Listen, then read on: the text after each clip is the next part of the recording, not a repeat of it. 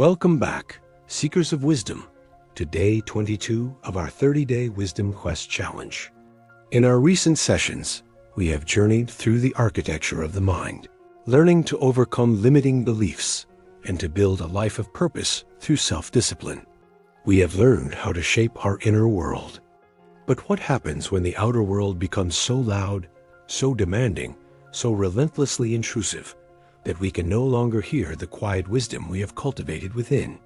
What happens when we lose the ability to hear our own thoughts amidst the deafening noise of the crowd? When the voice of our own soul is drowned out by 1,000 competing distractions? Today, we embark on a journey inward, a pilgrimage to the quiet center of our own being. We will explore a practice that is not about doing more, but about doing less. Not about speaking, but about listening. It is an art form that has been revered by sages, mystics, and geniuses throughout history as the very fountainhead of clarity, creativity, and profound connection. Yet it has become one of the most neglected and feared experiences in our modern lives. We are here to discover the wisdom of silence and solitude, cultivating inner space. We will tell a story about a city that was terrified of quiet, and a musician who had to get lost in silence to finally find her true song. Imagine a grand, chaotic marketplace that stretches from horizon to horizon. Thousands upon thousands of merchants are shouting, each one trying to sell you their wares, their ideas, their opinions, their fears. Music of 100 different styles blares from every corner, bells ring incessantly, messengers cry out urgent, but unimportant news, and the noise is so dense, so overwhelming that you cannot think, you cannot feel, you cannot even hear the person standing next to you. This is the condition of much of our modern lives, a constant bombardment of external noise from our devices, our media, our social obligations, and the endless chatter of the world. We have become so accustomed to this cacophony that we have mistaken it for life itself. We have become addicted to the noise, for it saves us from a fate we have been taught to fear above all others, the fate of being left alone with ourselves. But imagine, in the very center of that chaotic marketplace, there is a small, hidden, soundproof garden, a place of deep stillness and quiet truth. This garden exists within each of us. Today, we learn how to find the gate. Our story is set in a bustling, vibrant, and profoundly exhausted city called Stillness. In the city of Stillness, silence was considered a dangerous void, a social disease, a sign of malfunction. The city founders, long ago, had decreed that noise was the ultimate sign of life, productivity, and connection.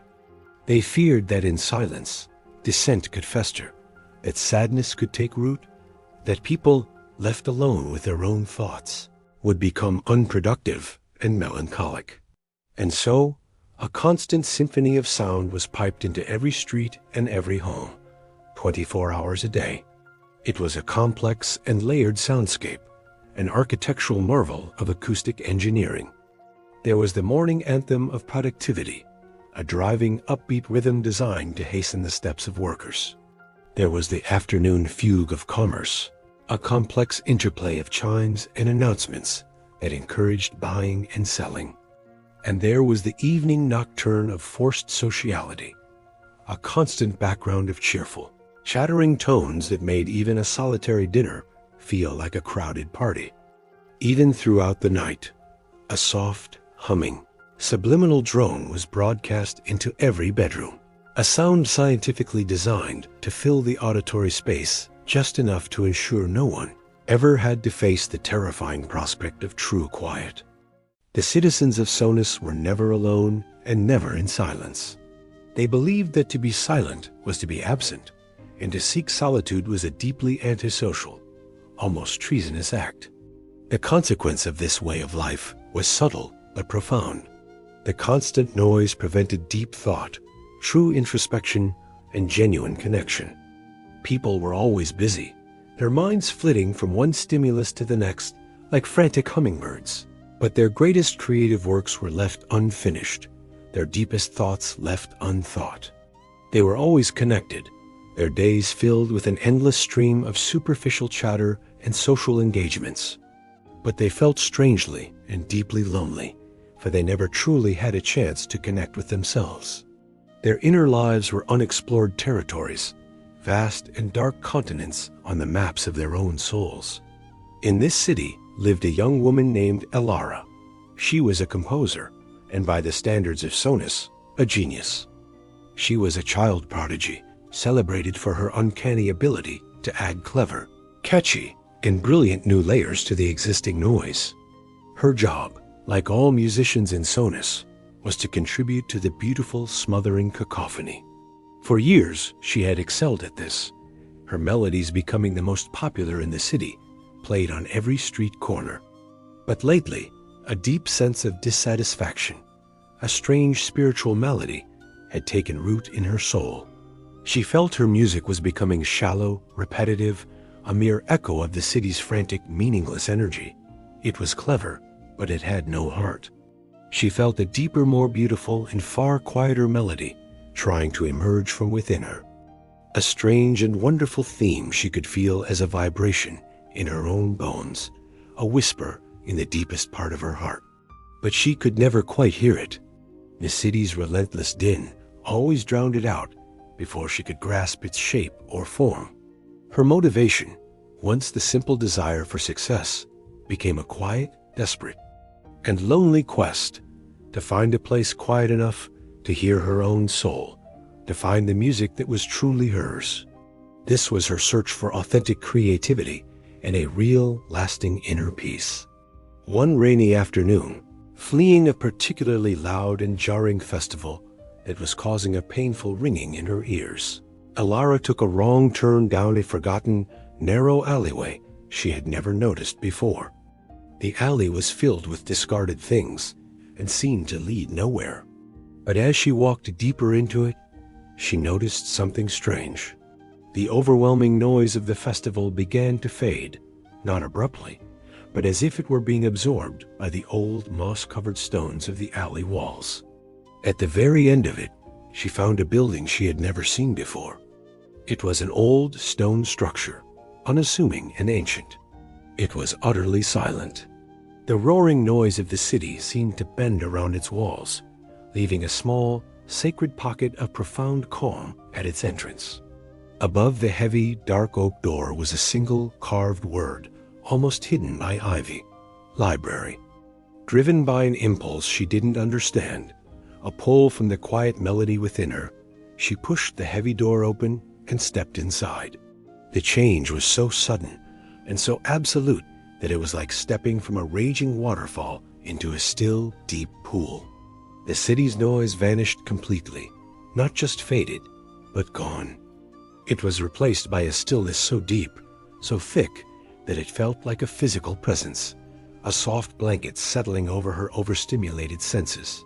The air was cool and smelled of old paper, leather, and beeswax. The only sound was the soft, hesitant whisper of her own breathing. In the center of the vast, circular room, under a high, dust-moted dome, sat a very old man, his face a landscape of peaceful wrinkles. He was the librarian, the keeper of the last quiet place in Sonus. He looked up at her, his eyes kind, ancient, and intelligent, and he put a single, long finger to his lips, a gentle reminder of the room's sacred rule. He did not speak. Aara felt a wave of pure panic wash over her. This was the void. This was the emptiness her culture had taught her to fear her entire life. Without the external noise to distract her, the noise in her own head became a deafening roar. A frantic, anxious chatter filled her mind, all her worries about her music, her deep-seated insecurities about her talent, fragmented memories of past failures, the endless to-do lists that governed her days. The silence was not peaceful. It was terrifying. It was a mirror reflecting her own inner chaos, back at her with perfect, unforgiving clarity.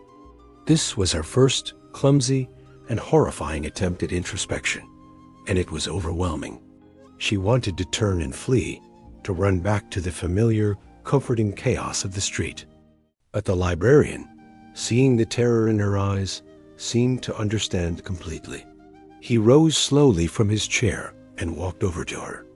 He did not speak. He handed her a small, beautifully calligraphed card. On it was written a single sentence: "Do not fear the noise within. It is simply the sound of a room that has never been tidied. Sit, let the dust settle." This was the beginning of Aara's education in the art of silence. She, against all her instincts, stayed. She began to visit the library every day, becoming the librarian's silent apprentice. Their lessons were conducted entirely through these written notes, a quiet dialogue that took place in the vast, peaceful space he curated. He taught her that what she was seeking was not just an absence of noise, but the presence of inner space. One day, he gave her a note that guided her to a dusty, forgotten section of the library. He had laid out several ancient books for her. As she opened them, she saw that they were filled with the stories of historical and spiritual traditions valuing solitude. This was a revelation. She read of the Desert Fathers' Christian mystics, who would walk into the barren wilderness for 40 days and 40 nights, believing that only in absolute solitude and silence could they strip away the distractions of the world and hear the true voice of God. She read of the Zen masters of Japan, who would spend years in mountain monasteries, practicing zazen, a form of silent meditation, believing that enlightenment and true understanding could only arise from a mind that had become as still and clear as a mountain lake. She read of the great poets and thinkers of another age who would retreat to simple cabins in the woods to escape the clamor of society, finding in the quiet rhythms of nature the space they needed for their deepest work. The librarian was showing her that her longing for silence was not a strange affliction or an antisocial tendency, but was part of a deep and noble human tradition, a necessary step on the path to spiritual growth, profound discovery, and authentic creativity. He then began to give her a series of practical ways to incorporate silence and solitude into a busy life. Her first task was simple and excruciating: to sit in one of the library's small, completely soundproofed reading rooms for just 5 minutes without trying to do anything. No music, no books, no distractions, just her and the silence. The first time, it was agony. Her mind raced like a trapped animal. Her body fidgeted. She felt an overwhelming urge to scream, just to fill the emptiness. But she stayed for the full 5 minutes. The next day, he had her do it for 7 minutes. Then 10.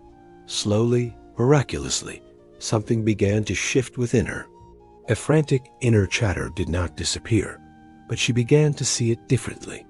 She began to see it not as her, but simply as noise passing through her awareness.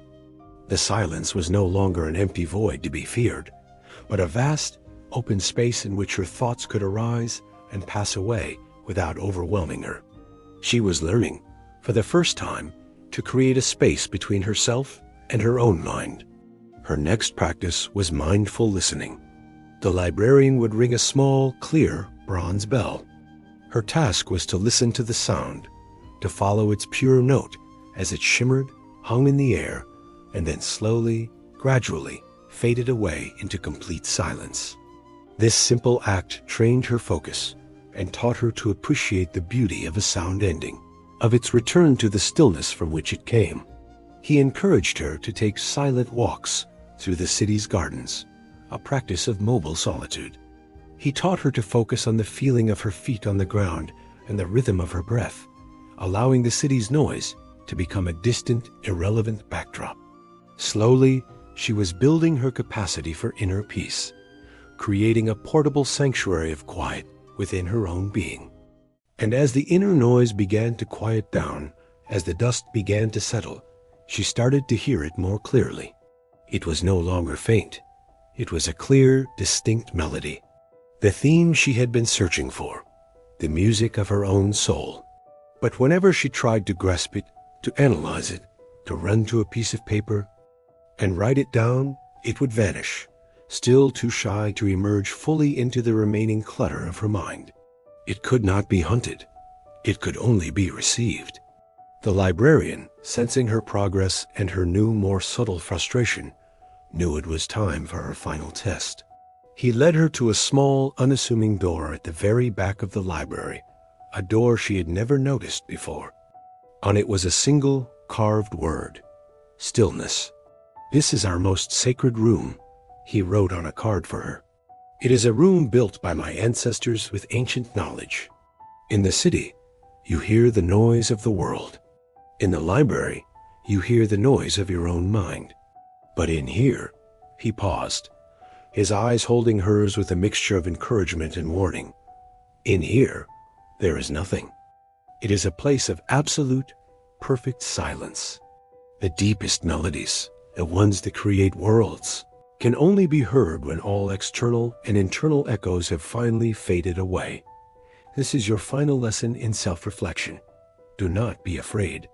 Aara's heart pounded with a mixture of terror and anticipation. This was the ultimate void. The absolute silence her culture had taught her was equivalent to death. She took a deep breath and stepped inside. The librarian closed the heavy, soundproof door behind her. The experience was unlike anything she could have imagined. It was a silence so profound, so complete, that it was a sound in itself. It was a pressure, a presence. At first, all she could hear was the blood pumping in her ears and the frantic, chaotic drumming of her own heart. With no external stimuli to cling to, her mind erupted in a final, desperate rebellion. Every fear she had ever felt, every insecurity about her talent, every harsh word ever spoken to her, every past failure rose to the surface, screaming for her attention in the total quiet. It was an overwhelming storm of inner noise, a cacophony of her own making. She felt a claustrophobic panic rising in her chest, an unbearable urge to scream, to pound on the door, to flee back to the comforting, distracting noise of the city. She was at the edge of her own inner abyss. She felt herself beginning to unravel. But then, in the midst of the panic, she remembered the librarian's teachings. She remembered the feeling of watching the clouds, of listening to the bell fade to nothing, of the quiet strength in the old man's eyes. She did not fight the thoughts. She did not try to push them away. She simply sat down on the floor in the center of the absolute darkness and silence, and she applied her practice. She stopped struggling. She took a breath, and she observed. She watched the storm of her own mind with a detached, compassionate curiosity. She saw the fear, the anger, the sadness, not as her, but as clouds passing through the vast sky of her awareness. She did not cling to them. She did not resist them. She simply let them be. And as she sat there, watching, allowing, a strange and wonderful thing happened. The storm began to subside. The frantic thoughts, having not been fed with the energy of her resistance or engagement, began to slow down. They grew quieter, and then they dissolved, fading away like the note of the bronze bell. The silence that remained was not empty. It was not a void. It was full. It was a rich, vibrant, and alive stillness. It was a state of pure, unburdened presence. And in the center of that profound, peaceful stillness, she began to hear it. It started not as a sound, but as a feeling, a vibration in the center of her chest. It was the melody, the one she had been searching for. It was not complex or flashy or loud. It was simple, beautiful, and powerful. It was a theme that spoke of both sorrow and joy, of struggle and of peace, of the chaotic noise and the deep stillness. It was a melody that was undeniably and authentically her. It was the sound of her own soul. She did not rush to memorize it or analyze it. She simply sat in the silent darkness and allowed it to wash over her, to fill her completely. This was the pinnacle of her spiritual growth, a moment of pure, unadulterated creativity born from the womb of silence. After what felt like an eternity and an instant, she emerged from the chamber. The librarian was waiting with a cup of tea. She did not feel a frantic need to rush to a piano and write down her new composition. She felt a sense of deep, abiding inner peace. The melody was not a thing to be captured, she now understood. It was a place within herself she could now return to whenever she wished. She had not just found a new song. She had found the source of all her music. Aara returned to her life in the city of constant sound, but she was a woman transformed. She still composed music for the city, but it was different now. Her compositions were more beautiful than ever, but they were no longer just catchy or distracting. They had depth. They had space. They had power. Most remarkably, she began to weave moments of pure, intentional silence into her melodies. At first, the citizens of Sonus found it strange, unsettling. The sudden quiet in the middle of a song made them feel uncomfortable. But then they found that in those brief pockets of quiet, those little islands of stillness within her music, they could feel something they had never felt before. A sense of peace, a moment to breathe, a fleeting connection to the quiet garden within themselves. Her music became healing. She had also carved out her own sanctuary of silence. She had soundproofed a small room in her own home, her own private library, where she would go each day for a period of solitude and quiet introspection. She had learned the most profound lesson, that to truly and deeply connect with the world, one must first have the courage to disconnect from its noise. To hear the beautiful, essential music of life, one must first be willing to sit in silence and listen to the song of one's own heart. She had learned that the most precious thing in a world of noise is the inner space where you can finally be free. And so, dear seeker, we arrive at the threshold, not of an ending, but of an entryway. Because silence, once discovered, does not fade like memory, it deepens like a well. And those who have tasted it once are never quite the same again. They may forget it temporarily, they may even flee from it, but somewhere, deep in the soft architecture of their soul, silence waits. Like a childhood friend who knows your true name, like a quiet room in a home you forgot you built. You may not yet realize it, but something within you has already begun to shift. A seed has been planted. Perhaps you feel it as an uneasiness with the noise you've grown used to. Perhaps you're suddenly aware of how rarely you're truly alone with your own breath.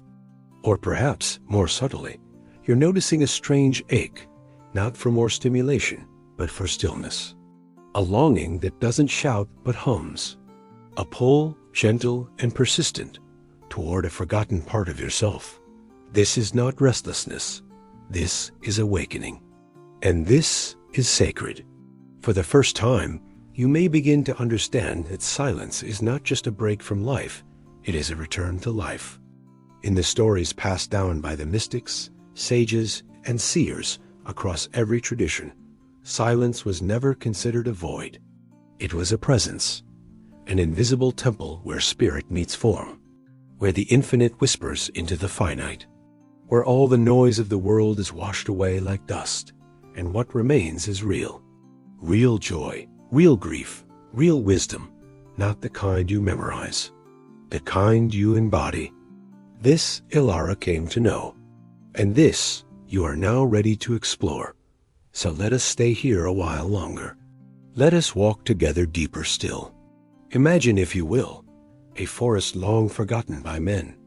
No roads lead to it, no maps record its edges. It lives not on any land, but in the quietest corner of your own consciousness. It is vast, alive, lush with ancient trees, each one representing a truth you've always known, but never heard spoken. The only way into this forest is silence. No keys will open it. No passwords will unlock it. Only your presence will do. And the moment you enter, everything begins to change. Your breath slows. Your thoughts loosen. Your identity begins to dissolve, not in fear, but in freedom. You are no longer the roles you've been playing. You are no longer the stories you've been telling. You are something deeper, simpler, wiser. You are awareness itself. You sit beneath the branches of a tree you somehow recognize. And without words, it speaks to you not in language, but in knowing. You are not broken. You are buried. Buried beneath expectations, beneath urgency, beneath the thick, tangled vines of shoulds and musts and why haven'ts. But here, in this forest, there is no urgency. There is only being. There is only listening. You begin to hear things you had forgotten how to hear. The rhythm of your own heartbeat, the whisper of your intuition, the grief you never mourned, the dream you quietly abandoned. Each one steps forward in this quiet space, not to punish you, but to reintroduce themselves, to be witnessed, to be welcomed home. And you, dear seeker, you do not resist, because you have remembered what Aara remembered. That silence is not passive. It is participatory. It does not dull life, it sharpens it. It does not isolate you, it reconnects you. You are not alone in the quiet. You are at last in good company, with your soul, with your source, with all that is real. And now you begin to see the world from this still place. You see your life like a painting, not one to be fixed, but one to be studied, revered, loved for its imperfections, its brush strokes, its unfinished corners. You see how much time you've spent rushing, fixing, performing. And you smile not with regret, but with compassion, because you know now that the real you was never gone, just waiting, waiting for you to slow down, waiting for you to notice, waiting for you to come back. And now that you have tasted this return, this spaciousness, you wonder, how could I have ever lived without this? How could I have mistaken noise for knowledge? How could I have confused speed for significance? How could I have drowned out the one voice that truly mattered, my own? Not the voice of ego, but the voice beneath the voice, the one that says, I am here, and that is enough. So now we begin again, not by doing more, but by doing differently, by choosing the sacred pause over the habitual reaction, by remembering that not everything requires your response, that some moments simply require your presence. You may find in the coming days that people won't understand. They'll ask, why are you so quiet? Smile, let them ask, let them wonder, because they too are longing for what you've found. They just don't remember it yet, but one day they will. One day your stillness will ripple outward through your words, your eyes, your choices, through your music, like Aara's, through your way of being, and others will feel it. And they'll ask not, what is your secret, but where can I rest too? And in that moment, you will become a mirror, a guide, a quiet invitation. So tonight, as we close the 22nd day of this sacred quest, we ask you not to seek more noise. We ask you to turn toward the silence with reverence, to trust what it reveals, to build a life not louder, but deeper. And when the world tempts you back into distraction, and it will come back here, to this quiet room, to this hidden forest, to this still, ancient part of yourself that was never once lost, only waiting, let this be your vow. In a world that profits from my distraction, I will choose attention.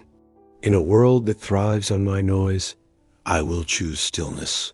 In a world that wants me to forget who I am, I will return to the quiet place and remember. Breathe, dear seeker, not just to survive, but to arrive. Let the silence rise. Let the world fall away. You are home now. Welcome to the garden.